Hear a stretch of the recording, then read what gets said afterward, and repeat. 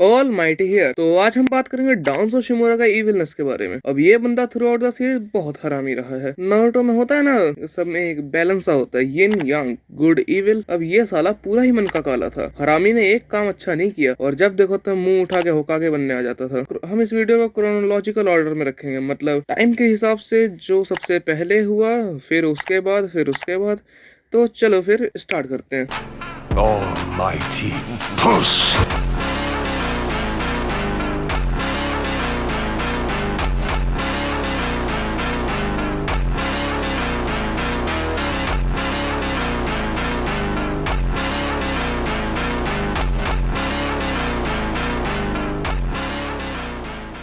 Scenario 1। तो ये time है तब का जब सेकंड ग्रेट निंजा वॉर खत्म हुए 7 साल हो गए थे। अब यहाँ जो अपना ट्रायो था ना, जो जिराय ने ट्रेन किए थे, याहिको, नागेटो, कोनान, अब ये तीनों ने 16-17 की उम्र में एक ऑर्गेनाइजेशन चालू कर दी थी जिसका नाम था अकात्सुकी। अब नहीं, ये वो अकात्सुकी नहीं है जिसका काम टेल्ड बीस्ट पकड़ना था। ये वो इनिशियल अकात्सुकी है जिसका टास्क था पीस स्टेबलाइज करना, मतलब जहाँ कॉन्फ्लिक्ट हो रहे होते हैं उनको रोकना। अब यहाँ अकात्सुकी अच्छी खासी फल फूल रही थी। अब अकात्सुकी को एक न्यूज मिलती है कि एक जगह नेशंस के बॉर्डर पर एक कॉन्फ्लिक्ट है, तो ये लोग जाते हैं कॉन्फ्लिक्ट सुलटाने। पर रास्ते में इनको कुछ स्टोन शिनोबी मिल जाते हैं। अब ये लोग सिर्फ सेल्फ डिफेंस करना चाहते थे, पर याहिको से गलती से एक मर्डर हो जाता है। याहिको यहाँ रिग्रेट तो बहुत करता है कि मर्डर हो गया, बट मर्डर इज मर्डर। यहाँ थोड़ी देर में स्टोन शिनोबी चले जाते हैं और ये अकात्सुकी भी चली जाती है कॉन्फ्लिक्ट सुल्ताने। अब जहाँ ये स्टोन शिनोबी और अकात्सुकी की फाइट हुई थी, वहाँ आता है डांजो।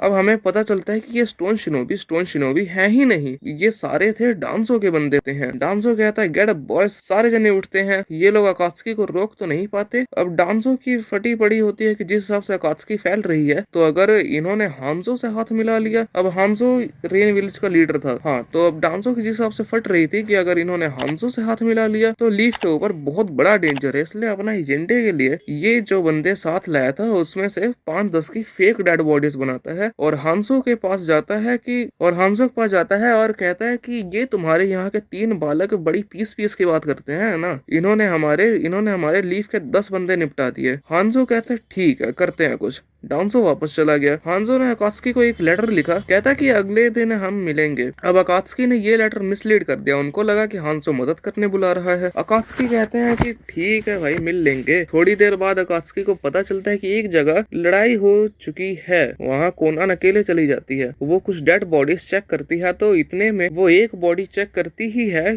उसमें तभी पॉइजन वेपर निकलने लगता है। कोनान वहाँ अनकॉन्शियस हो जाती है। हांजो के आदमी उसको उठाकर ले जाते हैं। हांजो कोनान को कैप्चर कर लेता है। अकात्सुकी को शक तो था, पर उन्होंने कुछ खास ध्यान नहीं दिया। अगली सुबह होती है, ये लोग जाते हैं हांजो से मिलने। जब अकात्सुकी सही में हांजो से मिलते हैं तो पूरी अकात्सुकी के होश उड़ जाते हैं।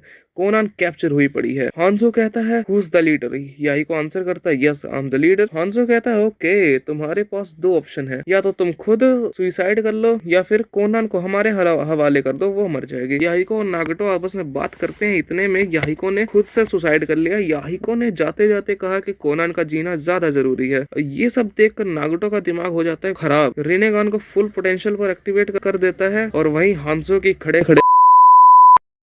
अब इस सिनेरियो के बाद नागेटो ने ओबिटो के प्लान में साथ देने का डिसाइड किया। अब यहाँ उसने ओबिटो के साथ मिलकर बनाई असली अकात्सुकी। उसने यहाँ रिनेगान की एबिलिटी को 6 अलग अलग बॉडीज में स्प्लिट कर दिया, जिनका नाम था 6 पाथ ऑफ पेन, देवा पाथ, असुरा पाथ, प्रेता पाथ, नरका पाथ, एनिमल पाथ और ह्यूमन पाथ। इन सब बॉडीज के अंदर चक्रा रॉड डालकर नागेटो ने इन्हें कंट्रोल किया और उसने सबसे पावरफुल देवा पाथ याहिको की बॉडी से बनाया और कहा याहिको तुम पहले भी अकात्सुकी का लीडर थे और अब भी रहोगे। फिर तो हमें पता है कि अकात्सुकी ने क्या क्या काम किए। इस सिनेरियो में हमने ये जाना कि डांसो को लगा कि इनिशियल अकात्सुकी लीफ के ऊपर फ्यूचर थ्रेट हो सकती है, तो इसने रेन विलेज के लीडर को मैनिपुलेट करके सिविल वॉर ही करवा दिया। चलो अब अगले सिनेरियो बढ़ते हैं। सिनेरियो 2। अब ये सीन है थर्ड शिनोबी वर्ल्ड वॉर के 2 साल बाद का, जब नारुतो का जन्म हुआ था। याद है ना ओबिटो ने क्या किया था? उस टाइम जब 9 टेल समन किया गया था, सबको पता था कि उचिहा 9 टेल को कंट्रोल कर सकते हैं, करके विलेज की हेल्प कर सकते हैं। उस टाइम का सबसे पावरफुल उचिहा फुगाको उचिहा ने कहा था कि मैं अपने शारिंगान से 9 टेल को कंट्रोल कर सकता हूँ। और डांजो ने इन्हें क्या ऑर्डर दिया कि 9 टेल के पास दिख मत जाना, तुम पुलिस फोर्स में हो तो अपना काम करो। और डायरेक्ट विलेज एल्डर से ऑर्डर मिलने के बाद ये लोग कुछ कर कर भी नहीं सकते थे। अभी इस सिनेरियो में हमने जाना कि डांसो को पता होते हुए भी कि कोई नाइन टेल को कंट्रोल करके विलेज की हेल्प कर सकता है, डांसो ने उसको हेल्प ही नहीं करने दिया। सिनेरियो 3, अब ये वाला सीन है थर्ड शिनोबी वर्ल्ड वॉर के 4 या 5 साल बाद का। यहाँ खबर फैलती है कि ओरोचिमारू छोटे बच्चों पर एक्सपेरिमेंट्स करता है। अब यहाँ होकागे और उसके अनुभवी ओरोचिमारू को पकड़ने जाते हैं। सब ओरोचिमारू को पकड़ने में फेल हो जाते हैं और हाँ, ये वही सीन होता है जहाँ ओरोचिमारू ककाशी के फट जाती है।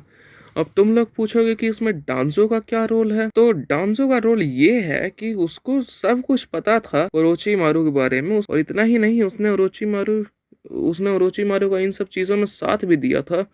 और तो और ओरोचिमारू के हाइड आउट, मतलब जहाँ छुप के वो एक्सपेरिमेंट्स कर सकता है, वो जगह भी डांसो नहीं दिलवाई थी। अगर ये ओरोचिमारू का साथ नहीं देता तो वो कब का पकड़ा भी जाता।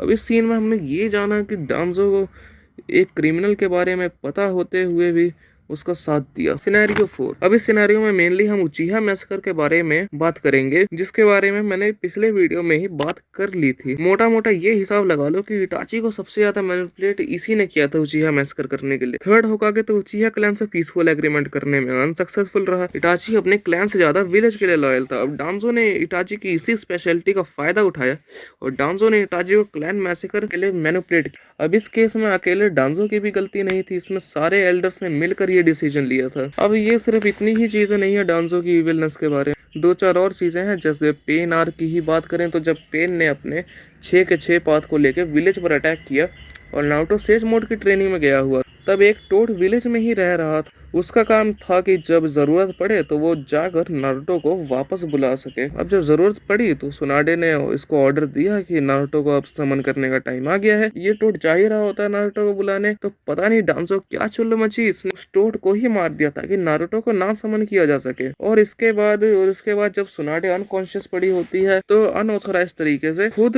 होकागे बन जाता है और 5 कागे समेट में चला जाता है। और हाँ, जब नाइन टेल का जब अटैक हुआ ही था तो ये उसने उचिहा को तो हेल्प करने नहीं थी, लेकिन ये खुद भी गायब था। इसने खुद कुछ हेल्प नहीं करा नाइन टेल के अटैक में। और हाँ, सबसे मेन, जब इसने शिसुई की एक आंख चोरी कर ली थी, शिसुई का डर था कि उसकी एक आई तो चली गई पर कम से कम दूसरी आई तो सेफ रहे, इसलिए उसने अपनी दूसरी आंख इटाची को गिफ्ट कर दी और खुद चलती हुई रिवर में कूद गया। इटाची ने शिसुई की ये आंख अपने पेट क्रो के अंदर स्टोर कर दी। अब शिसुई को मरता देखकर इटाची की भी मांगेक्यो शारिंगन उसी मोमेंट पर अवेक होती है। तो चलो, वीडियो तो होगी खत्म। अब एक जरूरी बात यह है कि वीडियो आने में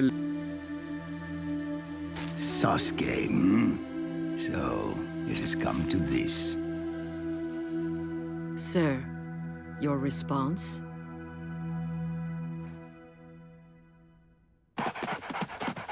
Juncture.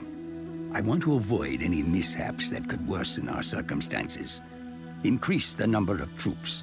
दूसरी भी, मतलब हाँ, आधी कंप्लीट है। अब देखते हैं उन दोनों स्क्रिप्टों पर कब काम होता है, क्योंकि फरवरी तो वैसे ही बोर्ड के पेपरों का महीना है। 1 महीना तो मैं वैसे ही नहीं फ्री हूँ।